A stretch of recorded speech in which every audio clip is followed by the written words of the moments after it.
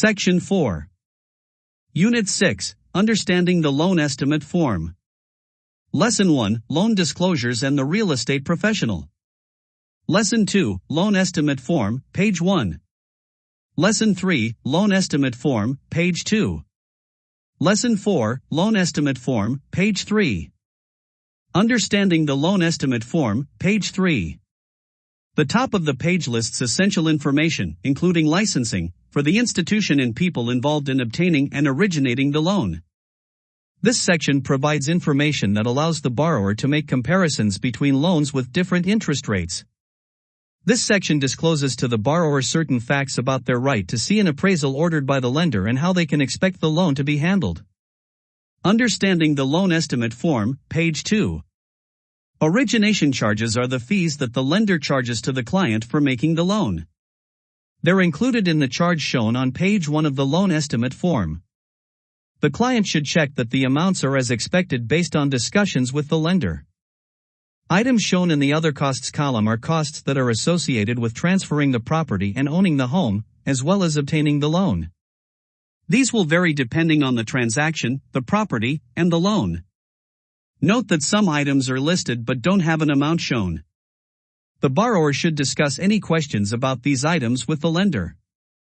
Loan costs from services provided by third parties are divided into sections that show services for which the lender chooses the provider, services for which the consumer can't shop around, and services for which the consumer can choose a provider. The client should check to ensure that they understand the charges, and that the items in Section C are the ones they requested from a service provider. If an amount is shown in the lender credits line under Section J, it's a rebate from the lender that offsets some of the closing costs.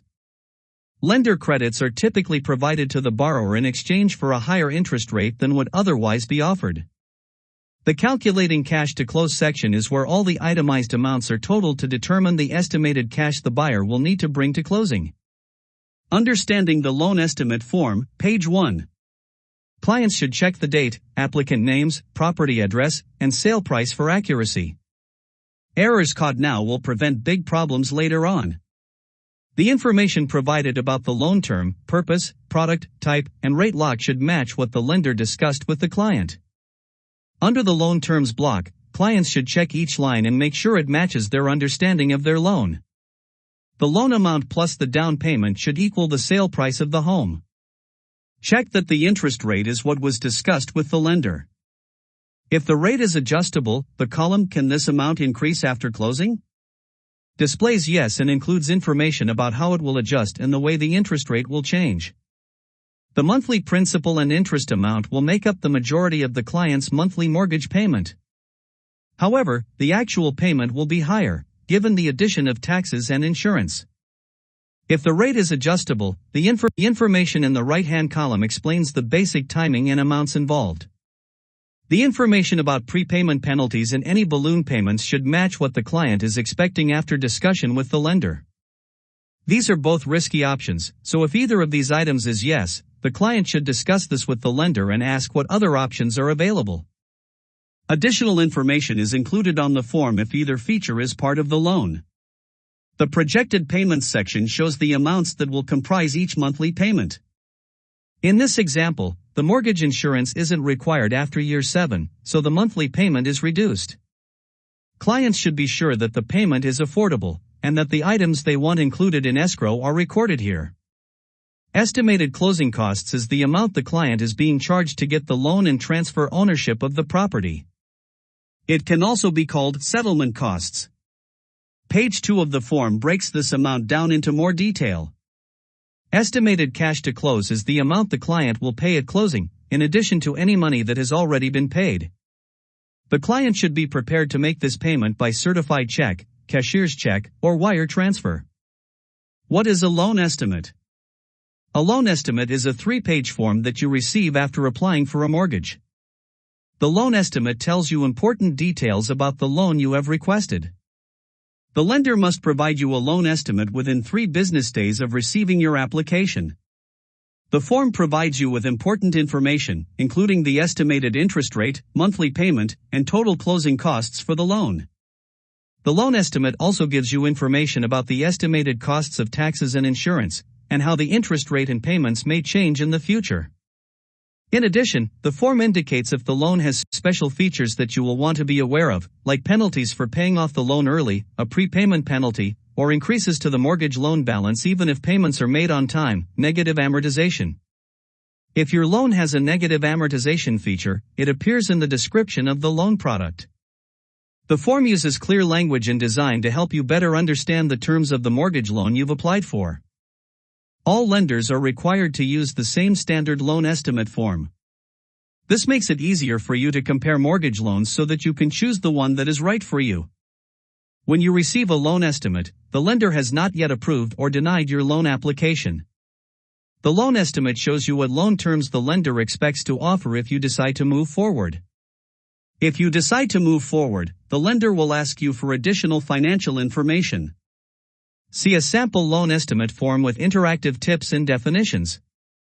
Note, you will not receive a loan estimate or closing disclosure if you are shopping for a reverse mortgage, a home equity line of credit, HELOC, a manufactured housing or mobile home loan not secured by real estate, a subordinate loan through certain types of homebuyer assistance programs. For these kinds of loans, you should receive truth in lending disclosures. If you are shopping for a reverse mortgage, you will also receive a good faith estimate, GFE, and a HUD-1 or HUD-1A settlement statement. When lenders must provide loan disclosures. Lenders must provide consumers with certain disclosures. Two of these are the loan estimate and the closing disclosure forms, which are required by TILA and RESPA. The loan estimate. The loan estimate is designed to provide disclosures that will be helpful to consumers in understanding the key features, costs, and risks of the loan for which they're applying. The loan estimate must be provided to consumers no later than 3 business days after they submit a loan application. If the borrower doesn't inform the lender that they want to proceed with the loan, the estimate will expire after 10 business days. Savvy consumers will shop around and receive estimates from more than one lender in order to compare the offered terms. If any terms or conditions of the loan change prior to funding, a revised loan estimate must be provided to the consumer. Items that would prompt revision of the loan estimate include changing from adjustable rate loan to a fixed rate loan, and vice versa. Changing the amount of down payment. An issue with the property appraising, requiring additional funds. A change in credit score, and, therefore, the interest rate charged, additional reserves required, or additional down payment required. Inability of the lender to verify certain income sources. A change in interest rate, or points required to maintain the interest rate. The closing disclosure. The second required form, the closing disclosure, is designed to provide final details about the loan the consumer selected. It includes the loan terms, the borrower's projected monthly payments, and final costs to get the mortgage and complete the transaction. The closing disclosure must be provided to consumers at least 3 business days before they close on the loan, which might not be the same time as closing on the real estate purchase, depending on the state. The lender may provide the form directly to the borrower, and delivery can be by mail, in person, or electronic. If any change occurs after the form is provided, the borrower must have an additional 3 business days to review this document. A scheduled closing could be delayed because of this requirement for a new 3-day review window, so prompt review and resolution of any questions with the disclosure forms is in everyone's best interests.